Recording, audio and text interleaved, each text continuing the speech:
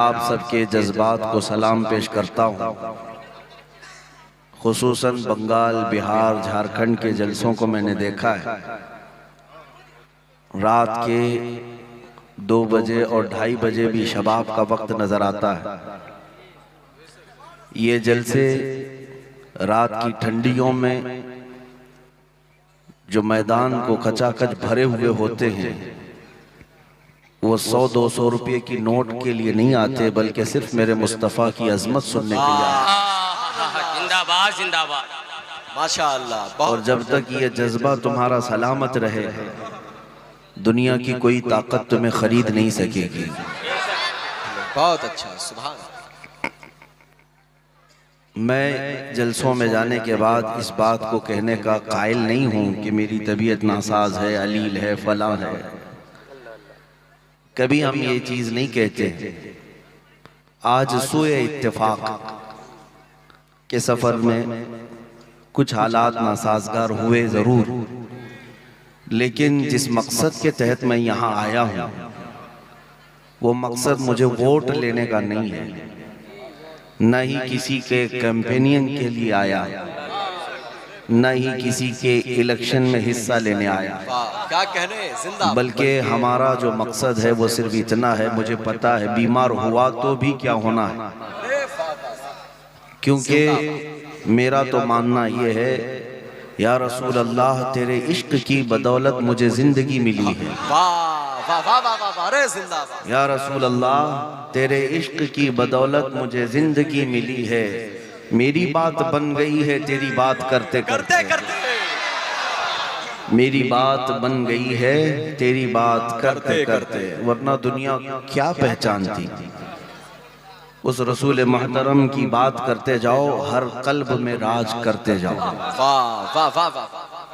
फिर हम जिंदगी का एक मकसद ये भी हमने बना लिया है जो जिंदगानी बाकी ये इरादा कर लिया है। या रसूल अल्लाह है जो जिंदगानी बाकी ये इरादा कर लिया है, तेरे मुनकिरों से आका मैं मरूंगा लड़ते लड़ते। तेरे मुनकिरों से आका मैं मरूंगा लड़ते लड़ते। बहुत अच्छा। अजीज़ा ने गिरामी वक़ार, हमने सुना है गुनाहों की लज्जत कई जवानों को बूढ़ा कर देती है। गुनाहों की आदत कई जवानों को बूढ़ा कर देती है, लेकिन हुजूर पाक का इश्क और उनकी मोहब्बत कई बूढ़ों को जवान कर देती है। सुभान अल्लाह। अल्लाह करीम वही इश्क की दौलत, वही मोहब्बत हम सबको अता फरमाए।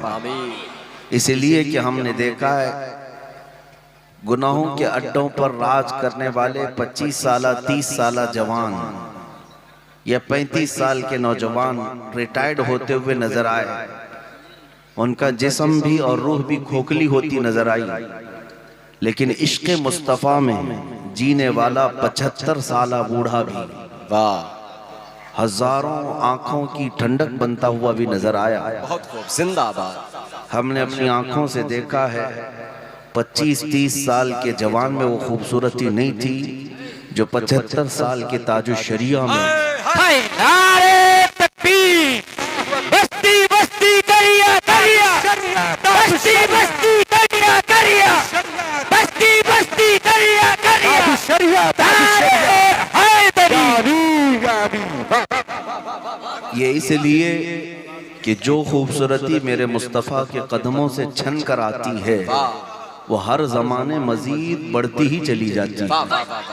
उसमें बुढ़ापा नहीं, इसीलिए बचपन से हम सुनते आ रहे हैं मोहम्मद के गुलामों में बुढ़ापा आ नहीं सकता। नबी पाक सल्लल्लाहु अलैहि वसल्लम का गुलाम हर घड़ी हर लम्हा जवान ही हुआ करता है। मुख्तसर सा पैगाम आपके सामने रखूंगा। मेरे अजीजों, जिंदगी का कुल असासा यही है, जिंदगी का कुल सरमाया यही है जो आला हज़रत इमाम अहले सुन्नत फाजिल बरेलवी रज़ी अल्लाह ताला अन्हु ने फरमाया, उन्हें जाना उन्हें माना न रखा गैर से काम। उन्हें जाना उन्हें माना न रखा गैर से काम, लिल्लाहिल हम्द मैं दुनिया से मुसलमान गया। मैंने जिंदगी में देखा भी है। आला हज़रत का ये शेर, आला हज़रत फाजिल बरेलवी रहमतुल्लाह अलैह फरमाया करते, अपने दिल का है उन्हीं से आराम, सौंपे हैं सारे उन्हीं को सब काम, लो लगी है कि उस दर के गुलाम चाहे दर्द रज़ा करते हैं। नबी पाक सल्लल्लाहु अलैहि वसल्लम को जिसने अपने सारे मामलात सौंप दिए और अपने आप को उनके हवाले कर दिया, तो फिर उसे दुनिया के थपेड़ों से, मौसमों से डरने की ज़रूरत नहीं। जो होगा मेरे मुस्तफ़ा संभालेंगे। बेशक, सुभान अल्लाह। तुम्हारे साथ नबी पाक सल्लल्लाहु ताला अलैहि वसल्लम की ज़ात है, तो फिर किसी बात का खौफ नहीं। मैं आज लंबी तकरीर करने का अहल नहीं हूँ आज आपके सामने, लेकिन अभी अभी बगदाद शरीफ की ज़ियारत से लौटा तो वहाँ पर पड़ोस मुल्क के और आसपास के कई उलमा आए हुए थे। बहुत सारे उलमा ने मुलाकातें की। एक आलिम दीन ने मुझे पकड़ कर के ये पूछा, कहा कि हम आपकी तकरीरें सुनते हैं, आपके मुल्क में तो नहीं रहते, लेकिन हम ये सोचते हैं कि हालात आपके यहाँ बड़े ख़राब हैं। सोशल मीडिया और दूसरे न्यूज़ से हम सुनते आ रहे हैं, इतने ख़राब होते चले गए कि हुकूमतें जालिम आपके यहाँ बैठी हैं। रोज़ नित नए इस्लाम के ख़िलाफ़ हरबे अपनाए जाते हैं। ऐसे में आप आज़ाद तरीके से बोल कैसे रहे? वाह वाह वाह वाह वाह वाह। हर जगह आपकी तकरीरें कैसे हो जाती हैं और कैसे बोलते हैं। मेरे अजीज़ों, ये मेरी तारीफ के लिए नहीं कहता। उन्होंने मेरा हाथ पकड़ करके ये सवाल किया और कहा, हम आज़ाद जगह पर जहाँ इस्लाम के मुतालिक हम खुल के बोल सकते हैं, वहाँ इतनी बोलने की हमारे पास ताकत नहीं, और कुफ़ारों मुशरिकीन के नरगे में आप कैसे बोल रहे हैं? तब मैं बगदाद में था, उनसे यही अर्ज़ किया, मौलाना साहब आपको मालूम होना चाहिए क्या दबे जिस पे हिमायत का हो पंजा से, जिंदाबाद। बल्कि यूं कहता हूं मैं, क्यों दबे जिस पे हिमायत का हो पंजा तेरा, शेर को खतरे में लाता नहीं कुत्ता तेरा। बहुत अच्छा। जिस पर रसूल पाक सल्लल्लाहु अलैहि वसल्लम की हिमायत हो, गौसे पाक का फैज़ हो, उसे डरने की ज़रूरत नहीं। आला हज़रत फरमाते हैं, खौफ न रख रज़ा ज़रा, तू तो है अब्दे मुस्तफ़ा, तेरे लिए अमान है, तेरे लिए अमान है।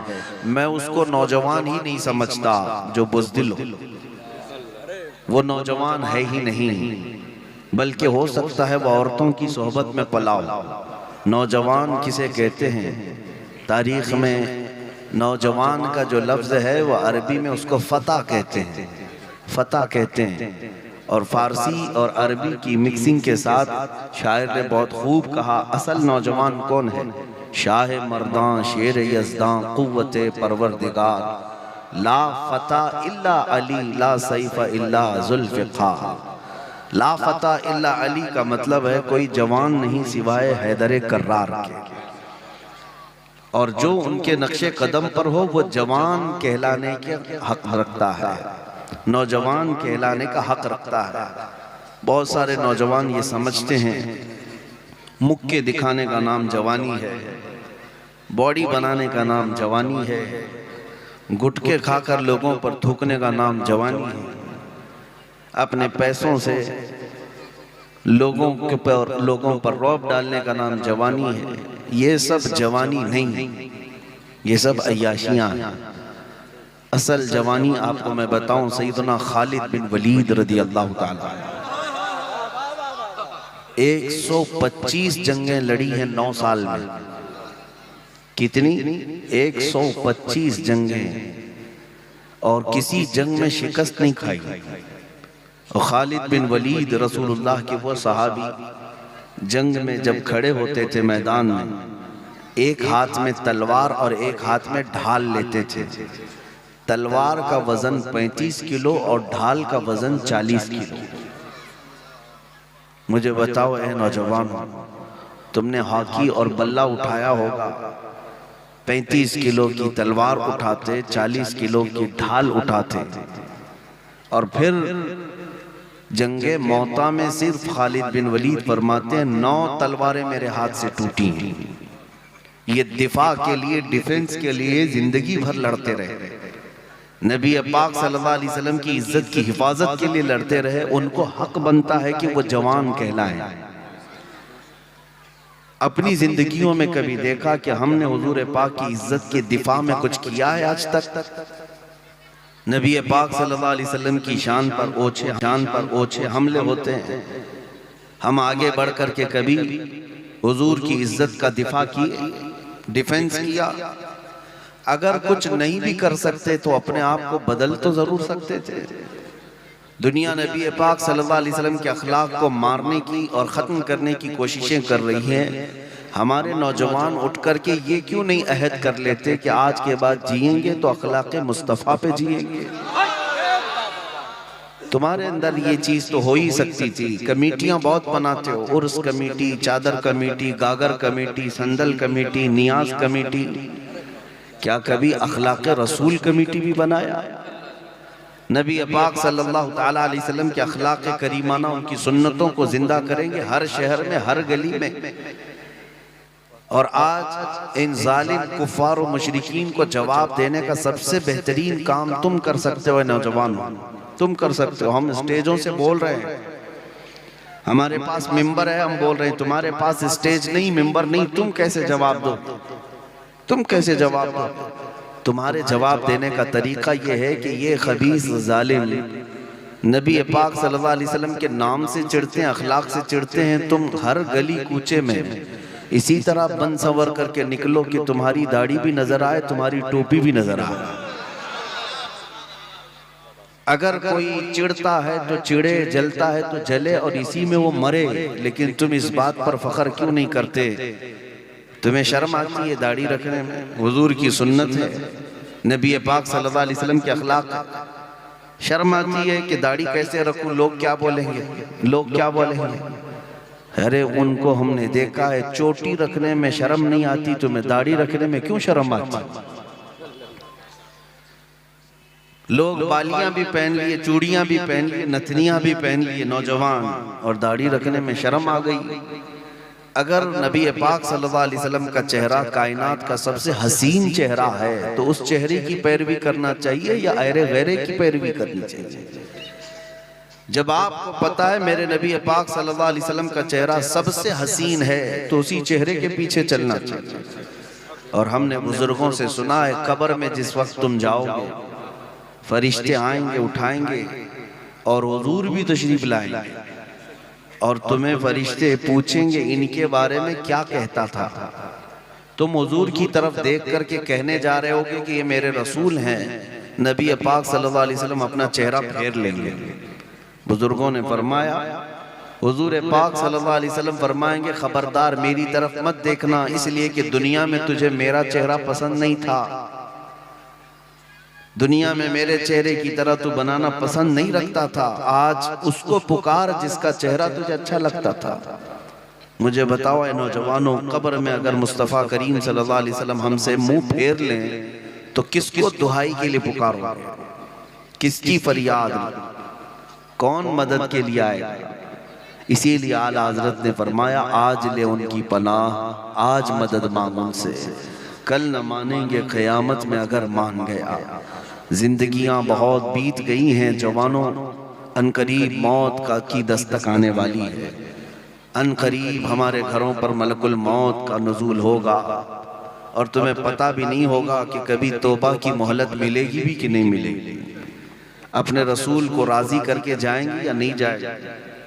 मुझे एक बात याद आती है, मैं एक जलसे में हाजिर था, क़यामगाह पर बैठा था, एक नौजवान मिलने के लिए आया। सारे मिलने आते हैं, वो बन संवर करके आया था, अच्छी खुशबू लगाया था, सुरमा था, नए कपड़े थे। मुसाफा किया, मैंने पूछा कि बेटा क्या हमेशा इसी कपड़े पहन के रहते हो? तो उसने कहा नहीं हजरत, आज आपसे मिलने के लिए मैं ये सब पहन करके आया, नहा धोकर, सुरमा लगाकर, अत्तर लगाकर आया आपसे मिलने के लिए। उस दिन मुझे एहसास हुआ, मैंने कहा मैं तो एक निकम्मा आदमी हूँ, तुम्हारे दिल में मोहब्बत है इसलिए मुझसे मिलने के लिए तुम अच्छा लिबास पहने, सुरमा भी लगा लिया, अत्तर भी लगा लिया। क्या कभी इस बात का भी एहसास होता है कि कब्र में मुस्तफ़ा से मिलने के लिए जाना है, कुछ तैयारी हुई अब तक? क्योंकि उसका वक्त नहीं दिया जाएगा। अगर अचानक मौत आई तो इसी हाल में तुम्हारा जनाजा ले जाया जाएगा और नबी पाक सल्लल्लाहु ताला अलैहि वसल्लम से तुम्हारी मुलाकात होगी। तो कभी सोचा कि मेरे पास तैयारी क्या है, अगर अचानक हुजूर से मुलाकात हुई चेहरा दिखा सकूंगा कि नहीं, मैं किस हालत से आया हूं। इसीलिए मेरे अजीजों, हर दिन इस आस के साथ जियो कि अगर मौत आएगी तो हुजूर से मिलना है और मैं तैयारी में बैठा हूं, मैं तैयारी में हूं। आपको पता है अल्लाह वाले यही सोचा करते थे। आज हजरत मुहद्दिस सूरती रहमतुल्लाह ताला अलैह का यौम विसाल भी है। मुहद्दिस सूरती वसी अहमद मुहद्दिस सूरती रहमतुल्लाह अलैह, इनके मुतालिक पढ़ा, जिंदगी भर इल्म हदीस का दर्स देते रहे। उनकी ख्वाहिश यही थी कि जब दुनिया से जाने का वक्त आए तो मैं इल्म हदीस में रहूं, हदीस पढ़ाता रहूं या हदीस सुनता रहूं, इस हाल में मैं हुजूर से मुलाकात करूं। पीलीभीत शरीफ में मज़ार है।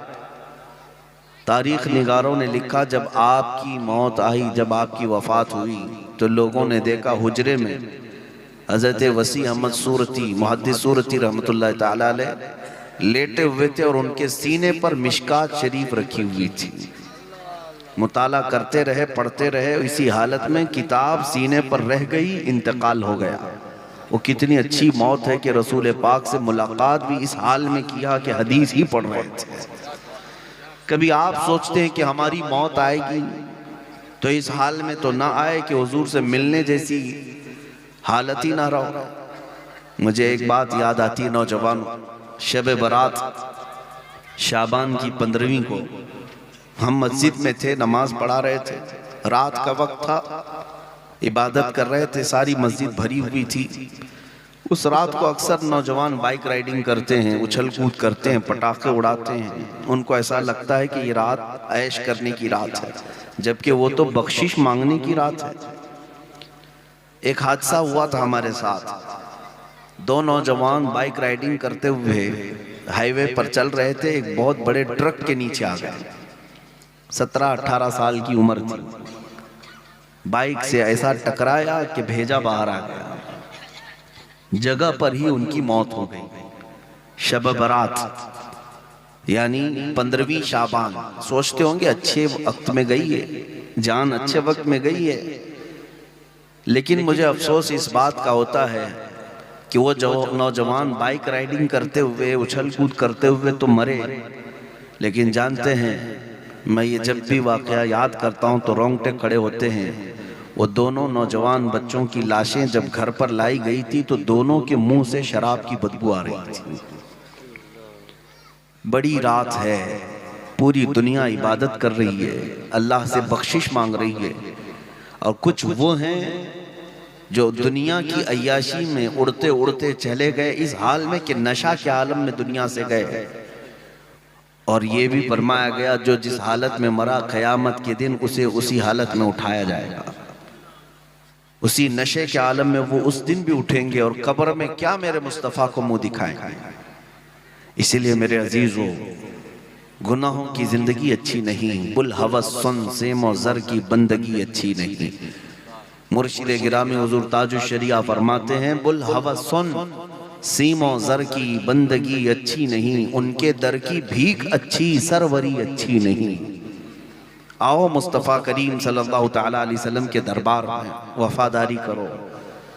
जिन नौजवानों ने अपनी जवानी मेरे मुस्तफ़ा के कदमों में लगा दी, वो आज तक मिटाए नहीं गए, हर एक के दिल पर आज तक वो राज करते हैं। आपने हज़रत सुल्तान सैयद सालार मसूद गाजी रहमतुल्लाह अलैह का नाम सुना? बहराइच शरीफ के सैयद सालार मसूद गाजी, उनका मकाम हिंदुस्तान में सुल्तानुल औलिया का है। आला हजरत लिखते हैं कि अगर कोई बहराइच शरीफ सैयद सालार मसूद गाजी रहमतुल्लाह अलैह के मज़ार की ज़ियारत के लिए जाए तो कम से कम 1 घंटा वहाँ खड़ा रहे। क्यों? फरमाते हैं कि हर 50 मिनट पर वहाँ हज़रत खिदर अलैहिस्सलाम हाजिर होते हैं। किसके यहाँ? हज़रत सालार मसूद गाजी। मैं ये क्यों बता रहा हूँ, तवज्जो से सुनो। सरकार गरीब नवाज रदी अल्लाह ताला अन्हु से भी पहले के हैं, और शहीद हैं। इतना बड़ा मकाम है कि उनको हिंदुस्तान में सुल्तानुल औलिया का लक़ब दिया गया, औलिया का बादशाह हिंदुस्तान में। लेकिन आपको ये सुन करके हैरत होनी चाहिए कि सालार मसूद गाजी का इंतकाल 19 साल की उम्र में हुआ। सिर्फ 19 साल की उम्र में इतना बड़ा मकाम पा गए। इसीलिए मैं कहता हूँ जवान हो तो ऐसा जवान हो जिसमें 19 साल की उम्र में जिसने पूरे औलिया पर भी फौकियत हासिल कर ली। क्यों?